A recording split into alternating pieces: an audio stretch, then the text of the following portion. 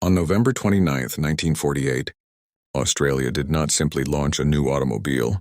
It launched a symbol of national identity and industrial independence, because in the aftermath of World War II, the country needed a vehicle that could serve ordinary families while surviving the harsh realities of Australia's climate, vast distances, and unforgiving outback roads. And that need gave birth to the legendary Holden 48-215, later affectionately known as the FX. When Prime Minister Ben Chifley first saw the car, he famously declared, "She's a beauty." And that statement became part of Australian history because this was the first mass-produced Australian-built car, marking a bold step toward national manufacturing confidence. The launch price was set at approximately 733 Australian pounds, which at the time represented a respectable but attainable cost for middle-class families, making the Holden not just a car but a realistic dream for thousands of Australians who were ready to move forward into a new era of mobility and opportunity.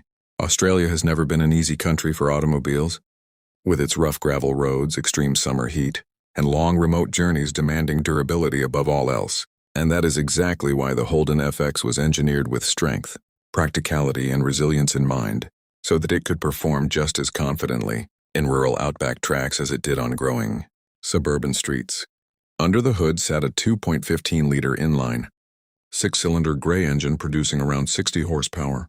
And while it may not have matched the raw size and power of large American sedans of the era, its true strength lay in its reliability, mechanical simplicity, and ability to endure long-distance driving without constant maintenance.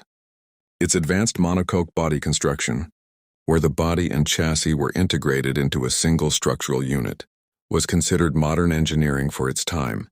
And when combined with higher ground clearance and reinforced suspension, it made the Holden FX uniquely suited for Australian terrain and everyday family life.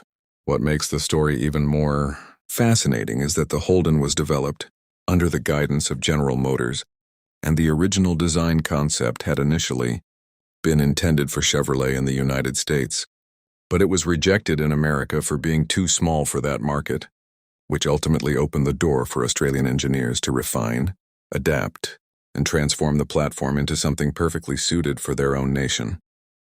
As we highlight historic automotive legends here on World of Classic Cars, the Holden 48-215 reminds us that sometimes a modest six-cylinder family sedan can ignite an entire industrial movement, because from that 1948 beginning emerged decades of Australian automotive heritage that would shape the nation's identity for generations to come.